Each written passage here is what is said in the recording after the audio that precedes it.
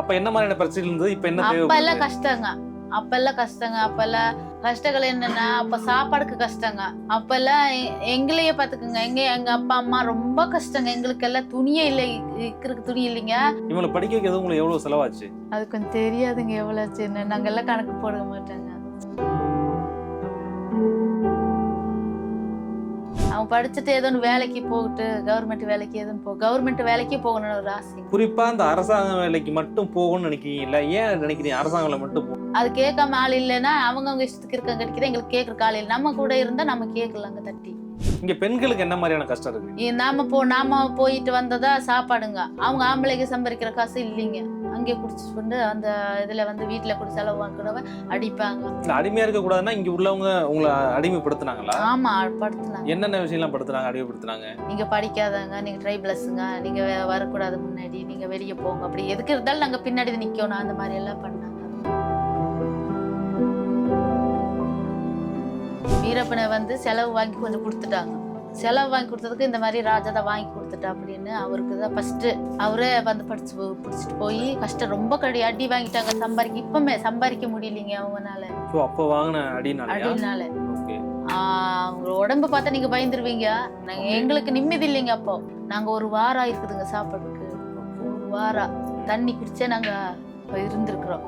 அந்த கஷ்டம் எல்லாம் தாண்டி நாங்க வந்தோம். இந்த வீரப்பன் தேடுதல் வேட்டையில நிறைய கஷ்டங்கள் சொன்னீங்க. அதனாலதான் பிள்ளைகளை படிக்க வைக்கணும்னு நினைச்சு சொன்னீங்க. அப்பனா என்ன மாதிரியான கஷ்டங்கள்? அந்த மாதிரி கஷ்டங்கள் என்ன, வீரப்ப அதுல வீடு மட்டும் திறந்தா உதச்சு கதவை ரெண்டாங்கட்டி பண்ணிட்டு உள்ள பூந்துருவாங்க. அப்ப இந்த கல்வாண்டிபுரத்துக்கு ஊருக்குள்ள கூட போனோம். அங்க கூட யாரும் எங்களையும் சேர்த்துல. சரி, இன்னொன்னு அப்புறம் என்ன சொல்லுவாங்க? அவங்க போயிருவாங்களா? வந்தோடனே அப்படியெல்லாம் போக மாட்டாங்க. அவங்க டான்ஸ் ஆடுறது, ரேடி போட்டுக்கிறது பஸ்லயே. அவங்க ஜாலியே ஜாலி.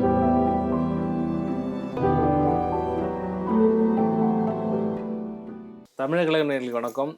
அதாவது வீட்டுல ஒரு பெண் பிள்ளை பிடிச்சா அந்த வீடே படிச்ச மாதிரி. வணக்கம்மா, எப்படி இருக்கீங்க?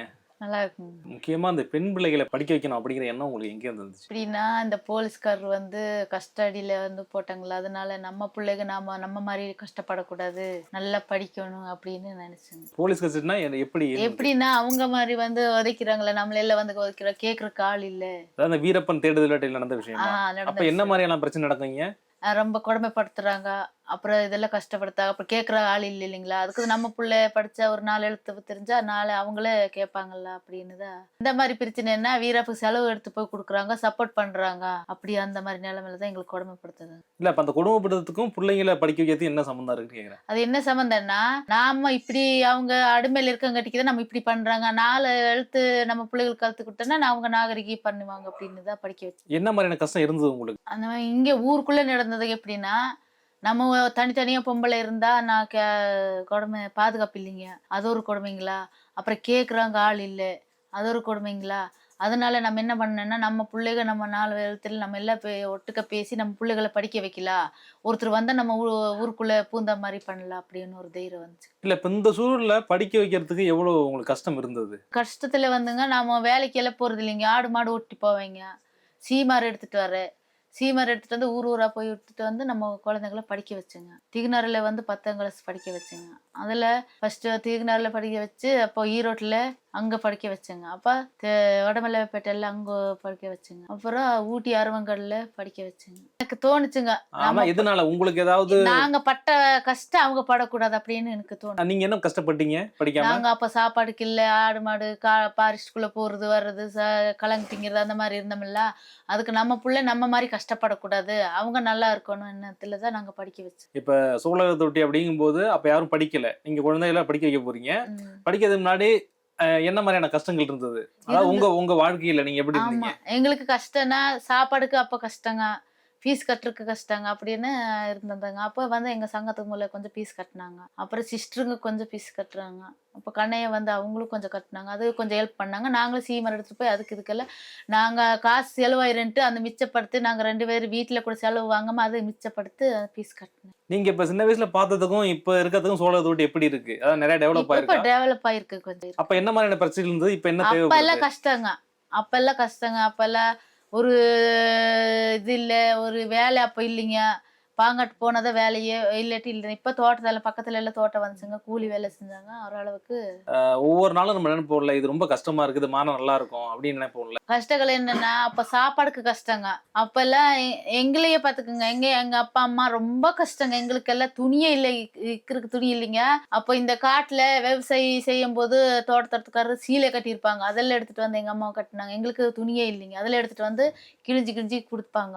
எங்க அம்மா அப்பா வளர்த்த காலத்துல இருந்து பாங்காட்டுல பாரிஸ்க்குள்ள போய் கலங்க எடுக்கிறாங்க, எடுத்துட்டு வந்து அதே சாப்பிட்டுக்கிறது, அதே படுத்துக்கிறதுங்க. 12 மணி நைட்டெல்லாம் 12 மணில பாரிஸ்க்குள்ள இருந்து வந்திருக்கிறாங்க கலங்க எடுத்துட்டு. என்ன தோணுது உங்களுக்கு? அதாவது இந்த படிப்பு, இந்த கல்வி உங்கள மாத்திருன்னு தோணுதா அடுத்த கட்டமா? ஆமாங்க, மாத்திருன்னு தோணுதுங்க. ஆனா இப்ப பார்க்கும்போது இப்ப படிக்கத்தோன்னா அவங்க வெளில போயிடுவாங்க. இந்த கலாச்சாரம் இருக்குல்ல, இத ஆமா, அவங்க அது ஃபாலோ இருக்கு, பண்ணுவாங்களா? அது இருக்கு, இருக்குங்க, அது இருக்கு. அது விடக்கூடாதுங்க. அது நம்ம கலாச்சாரம், நம்ம விடக்கூடாது. ஆனா இப்ப நெறைய பேர் சொல்றாங்க, இப்ப படிச்சா வெளில போயிட்டாங்கன்னா அதெல்லாம் மறந்துருவாங்க அப்படி ஆமா, ஆமா, சொல்றாங்களே. அப்படி சொல்றாங்க. ஆனா இருந்தாலும் நம்ம பிள்ளைகளுக்கெல்லாம் இருக்குங்க அதெல்லாம். நாம அதை மறக்க கூடாது இல்லைங்களா? அது நம்ம தாத்தால இருந்தே இருக்கிறதுங்க. அதை நாம மறக்க கூடாதுங்க. நெறைய பழங்குடியின மக்கள்கிட்ட கேட்கும்போது நெறைய விஷயங்கள் மறைஞ்சு போச்சு அப்படி சொல்றாங்க. இப்ப நீங்க சின்ன வயசுல பார்த்திருப்பீங்கல்ல. இப்ப பார்க்கறதுக்கும் அதே விஷயத்த நீங்க இன்னும் தொடர்ந்து பண்ணிட்டே வரீங்களா? இல்ல இப்ப சில விஷயங்கள் இப்ப விட்டு சில போச்சா? விஷயம் எப்படின்னா, இப்போ மாறிடுச்சுன்னு எப்படின்னா, கூட்டத்துக்கு வர மாட்டேங்கிறாங்க. ஒரு கல்யாண காட்சிக்கு வர மாட்டாங்க. அவங்க இஷ்டத்துக்கு அவங்க போறாங்க, வர்றாங்க. அது ஒரு மாறி இருக்குது. அப்ப நம்ம தாத்தா காலத்துல இருக்கிறது வேற, இப்ப இருக்கிறது வேறங்க. இங்க உங்களுக்கு இன்னும் என்ன விவசாயம் பண்றீங்க நீங்க? நாங்க விவசாயம் வந்து ராகி, சோளம். எத்தன ஏக்கர் இருக்கு உங்களுக்கு? எங்களுக்கு 2 3/4 இருக்குங்க. மழை பெஞ்சதான் நாங்க போடுவோம், மழை இல்லைன்னா போட மாட்டோம். எள்ளு விதைக்கிறோம். அதான் அதுல எவ்வளவு வருமானம் வருது உங்களுக்கு? அதுல மழை பெஞ்சா ஒரு அளவுக்கு ஒரு 20,000 வருங்க. மழை பெய்யலன்னா கொஞ்சம் கம்மி அந்த தான். அந்த காசு போதுமா உங்களுக்கு? பத்தாதங்க, பத்தாது. அதுதான் நாங்க இப்போ பாங்கட்டுக்குள்ள பாரிஸ்க்குள்ள போனா சீமார் எடுத்துக்கிறோம், அது வேணா பண்ணிக்கிறோம், அதெல்லாம் பண்ணி. இப்ப காட்டுல இருக்கும்போத விட இப்ப வந்து நெறைய ரூல்ஸ் அண்ட் ரெகுலேஷன் போட்டிருக்காங்க. அதாவது இதுதான் எடுத்துட்டு போகணும்னு. அதெல்லாம் உங்களுக்கு எப்படி இருக்கு? அதாவது இப்ப ஒரு சில பொருட்கள் தான் எடுத்துட்டு போகணும்னு சொல்லியிருக்காங்கல்ல. ஆமா, ஆமாங்க. அதெல்லாம் போதுமானதா இருக்கா? இருக்குங்க, இருக்குங்க, பாரிஸ்க்குள்ள இருக்குங்க. இது பார்சல்ல போறதெல்லாம் எப்படி போவீங்க? எத்தன நாள் இந்த பிளான் பண்ணுவீங்களா எப்படி? இப்ப நாம போனோம்னா ஒரு 10 பேரு, 15 பேரு, 20 பேர் ஆட்ட போவோம். இந்த மாரி சூழல்ல குழந்தைகள படிக்க வைக்கணும் அப்படிங்கிறது உங்களுக்கு எப்படி தோணுச்சு? ஒரு ஆசை வந்துச்சுங்க, தைரியம் வந்துச்சுங்க. படிக்க படிக்க வைக்கணும் என்ன ஒரு ஆசை வந்துருச்சுங்க. அந்த படிக்க வைக்கிறது என்னென்ன கஷ்டம் உங்களுக்கு வந்திருக்கு? இவங்க படிச்சு முடிக்கிறதுக்குள்ள நீங்க சந்திச்ச பிரச்சனை என்ன? நாங்க சந்திச்ச பிரச்சனை கஷ்டம் இருந்துச்சுங்க. கஷ்டம் தாண்டி தான் நாங்க வெளியே வந்தது. அதான் அந்த கஷ்டம்னா எப்படின்னா, இப்போ ஒரு நாள் ஸ்கூலுக்கு அனுப்புறீங்க அப்படின்னா, ஒரு நாள் வந்து புக்ஸ் வாங்குறதுக்கு புக்ஸ் வாங்கி குடுக்குற மாரி இருக்கும். இன்னொரு நாள் பேக் வாங்கி குடுக்குற மாரி இருக்கும். இல்ல யூனிஃபார்ம் வாங்கி குடுக்குற மாரி இருக்கும். இப்படிலாம் இருக்கும்போது ஒவ்வொரு நாளும் அது அடுக்கடுக்கா ஏதாவது ஒண்ணு வந்துகிட்டே இருக்கும். ஆமாங்க, அடுத்து ஆமா. அத நினைக்கும்போது இப்ப நீங்க சொல்றீங்கல்ல ரொம்ப கஷ்டமா இருந்தது அப்படின்ட்டு. அப்ப என்னெல்லாம் நினைப்பீங்க? உங்க மனசுல என்ன நினைப்பீங்க? மனசுல நினைப்பேன், வாங்கி கொடுத்தே ஆகணும் அப்படின்னு நினைப்பேங்க. என்ன என்ன பேசுவீங்க? நீங்க நல்லா படிங்க, நான் எதுவா இருந்தாலும் நாங்க வாங்கி தரோம், எவ்வளவு கஷ்டம் இருந்தாலும் நாங்க வாங்கி கொடுக்குறோம், படிங்க அப்படின்னு எல்லாம் சொல்லி. அது என்னன்னா உடம்பு சரியில்லாயிருங்க, ஆ. அது ஒண்ணு பிரச்சனை ஆயிருதுங்க. அப்ப திடீர்னு இந்த மாதிரி அப்பா அம்மாவுக்கு உடம்பு சரியில்லைன்னு அதுக்கு வரணுங்க, அப்படி எல்லாம் இருந்துச்சுங்க. ஃபீஸ் கட்டுறதுக்கு இந்த மாதிரி அம்மா அப்படின்னு சொல்லுவாங்க, அதெல்லாம் கஷ்டம் இருக்குது. இவங்கள படிக்க வைக்கிறது உங்களுக்கு எவ்வளவு செலவாச்சு?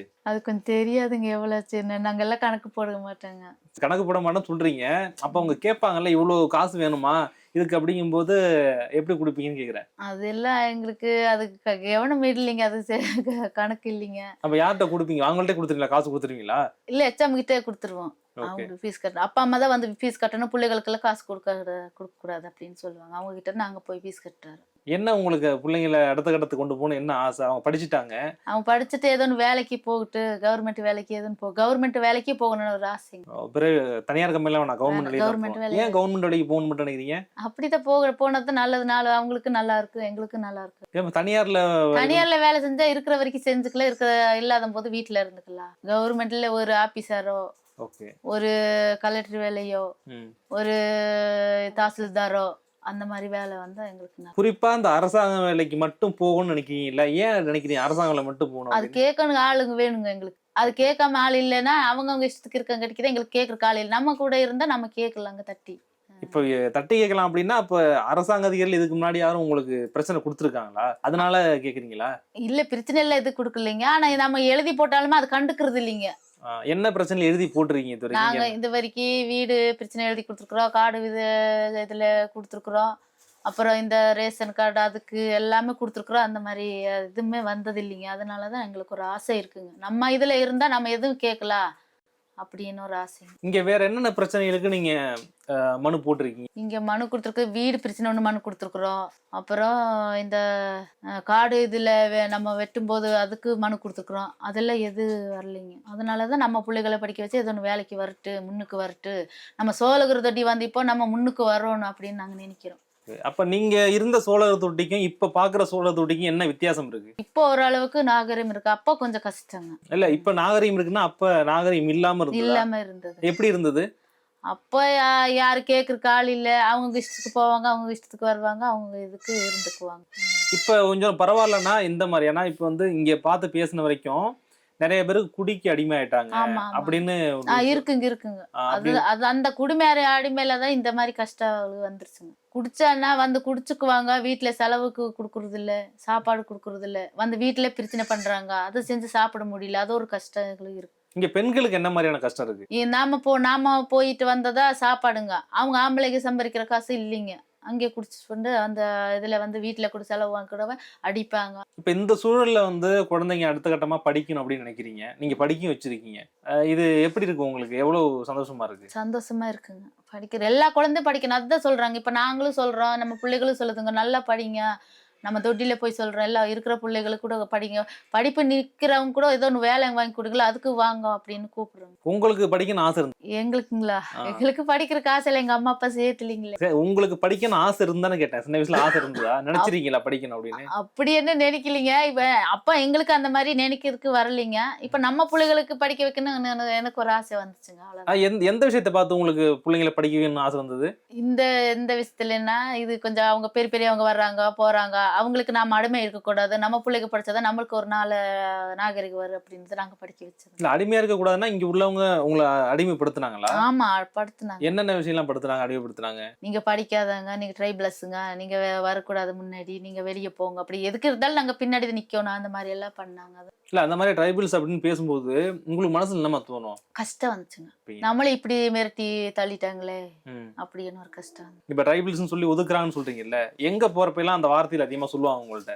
சொல்லுவாங்க, அதிகாரிகிட்ட போனாலும் அப்படிதான் சொல்லுவாங்க. எப்படி இருந்தாலும் படிச்சவங்க தான் முன்னாடி நிப்பாங்க, நம்ம மாதிரி இருந்தவங்க ட்ரைபிள்ஸ் வந்து பின்னாடிதான் நிப்பாங்க எதுக்கு எடுத்தாலும். என்ன விஷயத்துக்காக போய் கேட்டிருக்கீங்க அடிக்கடி? நாங்க வந்து ஊரு விஷயத்துக்காக தான்.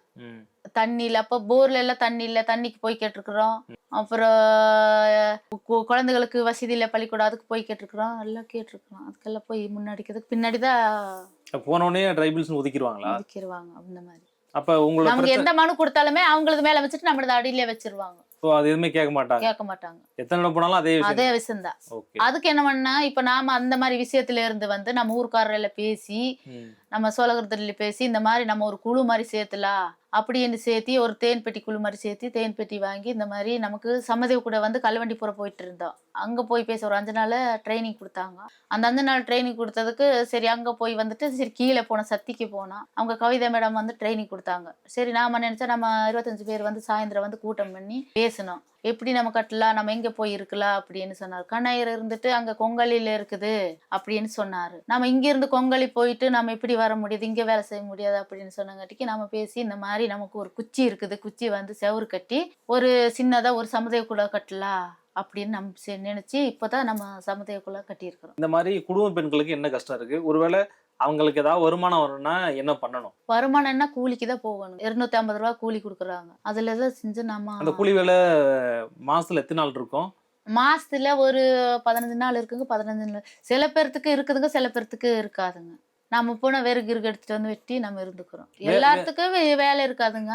மாமூல் போறாங்க, மாமூல் போகலான்னா இருக்கிறாங்க வீட்டுல. இப்ப மழை காலங்கள்லாம் அந்த வேலைகள் அப்பெல்லாம் வேலையே இல்லைங்க. மழையை பிடிச்சிட்டு அப்ப என்ன வருமானம் உங்களுக்கு எல்லாம்? அப்ப நம்ம ராகி விளைஞ்சிருக்கும்ல, அதுதான் நம்ம களி செஞ்சு உப்பு சாறு மாதிரி பண்ணி சாப்பிடுவோம். சரி, உங்களுக்கு என்னம்மா ஆசை? உங்களுக்கு அதாவது எனக்கு இது பண்ணா ரொம்ப சந்தோஷம். எனக்கு என்ன ஆசைன்னா, எங்க பிள்ளைக்கு ஏதோ வேலை வரணுங்க, அதுதான் எங்களுக்கு ஆசை. அந்த நம்ம விவசாயம் செய்யறோம், நம்ம பிள்ளைக்கு வந்து முன்னுக்கு வந்து ஆசையா ஒரு வேலை வாங்கணும், அதுதான். வேலை வாங்கினது பிறகு அவங்களுக்கு கல்யாணம் பண்ணி பண்ணலான்னு ஒரு ஆசை. வேலை வாங்கி கல்யாணம் பண்ணணும் அப்படின்னு ஆசை இருக்கு. ஆசை இருக்குங்க. வேற எந்த ஆசையும் இல்லை? எந்த ஆசை இல்லைங்க. பிள்ளைங்களுக்கு வேலை வாங்கணும், அவங்களுக்கு ஒரு கல்யாணம் பண்ணி நல்ல முறை பார்த்துட்டா நம்ம அவங்க வாழ்க்கை அவங்களுக்கு காட்டுனா நமக்கு நிம்மதி. சரி, நீங்க இப்ப சொல்றீங்களா அவங்க வாழ்க்கையை அவங்க பாத்துக்கணும்னு, ஏன் இப்ப இவ்வளவு நாள் நீங்க இருந்திருக்கீங்க, நீங்க படிக்கல, இப்ப நீங்க ஒரு வாழ்க்கை முறையை பாத்துருக்கீங்கல்ல, குறிப்பா ஏன் அவங்க வாழ்க்கைய பாத்துக்கணும்னா எப்படி அது? எப்படின்னா என் குழந்தைங்க வந்து ஒரு வேலை வாங்கணும். படிச்சேன்னா பெண்ணுங்க வந்து படிச்சா வேலை சட்டி பாத்திரம் கழுவணும்னு சொல்றாங்க. அது கல்யாணம் பண்ணி விட்டுட்டா அவங்களுக்கு அந்த வாய்ப்பே போயிருங்க. அதுக்கு என்னன்னா கவர்மெண்ட் ஏதோ ஒண்ணு வேலை வந்து அவங்க முன்னுக்கு நின்னு அப்ப கல்யாணம் பண்ணிக்கிட்டு அப்ப அது ஒரு உங்களுக்கு இப்ப குடும்ப பெண்மா இந்த மாதிரி வேலைகள் செய்யறது கஷ்டமா இருந்ததா? ஆமா கஷ்டமா இருக்குது. அதுக்கு அவங்க அந்த மாதிரி என்னைய மாதிரி அவ செய்யக்கூடாது. நீங்க படிக்க வைக்கிறீங்க. உங்க சர்க்கிள்ல இங்க இருக்கிறவங்க எல்லாருமே இங்க குழந்தைங்க படிக்கும்போது என்ன சொல்லுவாங்க? அதாவது அப்படி என்ன நீங்க இன்னும் வயசாயிட்டு இருக்குதுல்ல குழந்தைகளுக்கு. ஆ, அப்ப கல்யாணம் பண்ணி விடுங்க. வயசாயிட்டுன்னா கல்யாணம் பண்ண முடியாது ம். அப்படின்னு எல்லாம் சொல்றாங்க. அவங்கவங்க குழந்தை இங்க எல்லாம் இருக்கிறவங்களுக்கு கல்யாணம் பண்ணி விட்டுட்டாங்க. படிக்கிற குழந்தைகளுக்கே கல்யாணம் முடிச்சு கொடுத்தேன். எனக்கு என்ன ஆசைன்னா அவங்க வேலைக்கு வரணுங்க. நான் இன்னும் இது வரைக்குமே நீங்க கல்யாணம் பண்ணிக்கங்க. நீங்க படிக்க வேண்டாம் அப்படின்னு நாங்க சொன்னதும் இல்லை. எங்க வீட்டுக்காரரும் சொன்னதில்லை, நானும் சொன்னதில்லைங்க. நான் படிச்ச அவங்க ஆசை எப்படி அவங்க ஆசைன்னா நாங்க ஏதோ ஒரு வேலை வாங்கணும் அப்படி. சரி உங்க ஆசை. நீங்க பண்ணிக்கங்க அப்ப மேல கல்யாணம் பண்ணிக்கலாம். அதாவது வேலை வாங்கினதுக்கு தான் கல்யாணம். ஆமாங்க. அப்படிங்கிற உறுதியா இருக்கீங்க. ஆமாங்க உறுதியா இருக்கு. ஓகே. இப்ப இதுக்கு எந்த அளவுக்கு உங்களுக்கு உங்க கணவர் சப்போர்ட்டா இருக்காரு? உங்களுக்கு ஆதரவா இருக்காரு? அவங்க எல்லாம் ஆதரவா இருக்காங்க. அதுக்கு அவருமே பிள்ளைகள் கல்யாணம் பண்ணேன்னு சொல்லுது எனக்கு. எல்லாம் ஒரே பேச்சு. நாங்க 2 பேருமே ஒரே பேச்சுல 2 பேரும் ஒரே மாரி தான். அப்ப அவரு நினைக்கிறதுக்கு காரணம் என்ன? அவருக்கும் இந்த வீரப்பன் பிரச்சனையில தான் பிரச்சனையாச்சா? வீரப்பனை வந்து செலவு வாங்கி கொஞ்சம் குடுத்துட்டாங்க. செலவு வாங்கி குடுத்ததுக்கு இந்த மாரி ராஜா தான் வாங்கி குடுத்துட்டா அப்படின்னு அவருக்கு தான் ஃபர்ஸ்ட்டு அவரே வந்து புடிச்சிட்டு போய் கஷ்டம் ரொம்ப அடி வாங்கிட்டாங்க. இப்பமே சம்பாதிக்க முடியலைங்க அவங்கனால. சோ அப்ப வாங்குன அடினாலயா? அடினால. ஓகே. அவங்க உடம்ப பார்த்தா நீங்க பயந்துருவீங்க. ம். ஆனா இந்த நாட்டுக்கோழி முட்டை குடுத்து நாங்க தயார் பண்ணி ம். நல்லா பண்ணி எதனால அவங்க புடிச்சிட்டு போனாங்க? எதனால அதான் புடிச்சிட்டு இந்த போனாங்க? செலவு குடுத்தாங்க அதனால. எவ்வளவு நாள் புடிச்சு வச்சிருந்தாங்க? 1 மாசம் கஸ்டடியில வச்சிருந்தாங்க ஆசனூர்ல. ஓகே. அப்புறம் விட்டுட்டாங்களா? அப்புறம் விட்டுட்டாங்க. அப்பதான் இத மனு குடுத்து ம். விஜயா, ம். மோகன்குமார் அவங்க எல்லாம் குடுத்துதான் வெளியே எடுத்துட்டு வந்து ஜெயிலுக்கு போட்டு அப்ப நாங்க காசு செலவு பண்ணி ஆடு மாடு வித்து ம். பெயில் போட்டு நாங்க எடுத்துட்டோம். அப்ப வேற என்னென்ன விஷயங்கள்லாம் இங்க நடந்தது? வேற என்ன பிரச்சனை நடந்தது? அது மாதிரி புடிச்சிட்டு போகும்போது? ஓகே. எங்களுக்கு நிம்மதி இல்லைங்க அப்போ. நாங்க 1 வாரம் இருக்குதுங்க சாப்பாடுக்கு. ஓகே. 1 வாரம் ம். தண்ணி குடிச்சே நாங்க இருந்திருக்கிறோம். அந்த கஷ்டம் எல்லாம் தாண்டி நாங்க வந்தோம். வந்து இப்போ அதுக்கு தான் நினைச்சிட்டு நம்ம பிள்ளைகளை வந்து இப்படி நம்ம இருக்கக்கூடாது. நம்ம பிள்ளைங்க வந்து நல்லா இருக்கணும். அப்பதான் 4 எழுத்துக்கு யார் பெரியவங்க வந்து கேட்பாங்க அப்படின்னு. இல்ல இந்த வீரப்பன் தேடுதல் அடையும் போது நிறைய பேரை புடிச்சிட்டு போயிட்டாங்க. நிறைய ஊருக்குள்ள வந்து நிறைய அதெல்லாம் இருந்திருக்குதுங்க. சொல்ல மறந்துட்டேங்க அப்பெல்லாம். சொல்ல முடியாதுங்க அதெல்லாம். நிறைய கஷ்டப்பட்டோம். ஒரு ஒரு பழங்குடியின மக்களுக்கும் ஒரு வாழ்க்கை முறை இருக்கு. அத வந்து அந்த கலாச்சாரம்னு சொல்றாங்கல்ல. ஆமா, ஆமா. அது மாதிரி இருக்கும்போது இருக்குங்க, இப்ப இருக்கு. மாறி இருக்காமா? இல்ல நீங்க இருந்தப்ப எப்படி இருந்தது? இப்ப எப்படி மாறி இப்ப இருக்கு? மாறி இருக்குங்க. ஆ. நாங்க இருக்கும்போதே ஒரு இது இருந்ததுங்க. எங்க பிள்ளைகள காலத்துல மாறிடுச்சுங்க. இப்பெல்லாம் என்னன்னா டிவி வந்துருச்சுங்க. செல்லு வந்துருச்சு. அதெல்லாம் மாறிடுச்சுங்க. அதெல்லாம் உங்களுக்கு புடிச்சிருக்கா? உங்களுக்கு பிடிக்கலையா அது? ஆ, எனக்கு ஆனா பிடிக்காதுங்க. ம். நான் எல்லாம் அப்பெல்லாம் கண்டுக்க மாட்டேன். நீங்க சினிமாலாம் பார்க்க மாட்டீங்களா? பாப்பேன். ஆ. ஆனா கொஞ்சம் தான் பாப்பேன். அவ்வளவு நான் இன்ட்ரெஸ்ட். செல்லுல ஆகட்டும், ம். டிவி ஆகட்டும் நான் அந்த மாதிரி அந்த பாக்க முன்னாடி இந்த காட்டுல எப்ப இருந்த பார்த்தாலும் வேலை. வேலை. வேலை, வேலை, வேலை. இந்த முன்னாடி இருந்து இந்த காட்டுல இருக்கிற வாழ்க்கை தான் புடிச்சிருக்கா? இத ஆமா, விட? அதுதான் பிடிச்சிருக்குங்க. எதனால அது உங்களுக்கு புடிச்சிருக்கு? ஆனா சின்ன வயசுல அது செஞ்சு செஞ்சு எனக்கு பழகிருச்சு. நாங்க வந்து காடு வேலை செய்யறோம். ஆடு மாடு தான் எனக்கு ரொம்ப ஆடு மாடு சின்ன வயசுல இருந்து ஆடு மாடு மேய்ச்சி மேய்ச்சி எனக்கு சின்னதுல இருந்து அதுதான் பிடிக்குங்க ஜாஸ்தி. அதுதான் எனக்கு ரொம்ப பிடிக்கும். இந்த சினிமா, இந்த நாடகம் அதெல்லாம் எனக்கு சுத்தமா பிடிக்காது. இப்ப இந்த வீரப்பன் தேடுதல் வேட்டையில நிறைய கஷ்டங்கள்னு சொன்னீங்க. அதனால தான் பிள்ளைங்கள படிக்க வைக்கணும்னு நினைச்சேன்னு சொன்னீங்க. அப்பனா என்ன மாதிரியான கஷ்டங்கள்? அந்த மாதிரி கஷ்டங்கள் என்ன வந்து வீரப்பக்கத்துல வந்து வீடு மட்டும் திறந்தா உதை உதைச்சு கதவு 2 கட்டி பண்ணிட்டு உள்ளே வந்து பூந்துருவாங்க. அதுக்கு என்ன கோழி, இந்த ஆடு அதில் அவங்களே பிடிச்சி அவங்களே வெட்டி வந்து சோளக்கரு தொட்டி பள்ளிக்கூடம் இருக்குது இல்லைங்களா, அங்கே கேம்ப் போட்டிருந்தாங்க. அங்கே வந்து வெட்டி சாப்பிடுவோம். ஒரு கோழி வைக்கல, ஒரு ஆடு வைக்கலைங்க. எல்லாம் வெட்டி வெட்டி அவங்க இஷ்டத்துக்கு பிடிக்கிறது, வெட்டுறது, சாப்பிட்றது ம். அப்படியெல்லாம் பண்ணாங்க. அப்புறம் நாங்கள் இப்போ இதை களி செய்யும்போதோ ஏதோ சோறு செய்யும்போது வந்தானே திடீர்னு செய்யக்கூடாது. எல்லாம் வெளியே வந்து ஓடி வந்துன்னா நம்ம ரோட்டுக்கு தான் போய் நின்னோணும். அது ஒரு கஷ்டங்க. அப்புறம் எங்கள் பாட்டி இருந்துச்சுங்க. ஆனால் எங்கள் பாட்டி வந்து துப்பாக்கி சீதோட அம்மா. அவரு தான் வந்து எல்லா கூட்டத்தில் நின்று பேசுங்க. ஆனால் என் பாட்டி வந்து நாங்கள் தான் ஒழிச்சி வச்சுருந்ததுங்க. அவங்களுக்கு பஸ் ஆகாது. அப்புறம் இந்த மாதிரி சில டவுன் எல்லாம் ஆகாது. நாங்கள் என்ன பண்ணோம், அவங்க தூக்கிட்டு போயிடுவாங்கன்ட்டு கொஞ்சம் பயந்து அவங்களே நம்ம ஒழிச்சி வச்சுட்டு இருந்தோம். இப்போ ரொம்ப கஷ்டங்க. சாப்பாடுக்கெல்லாம் ரொம்ப கஷ்டம். அது இப்போ எல்லாமே இந்த பிரச்சனை இப்ப நீங்க பாதிப்பும் சொல்றீங்கல்லம்மா.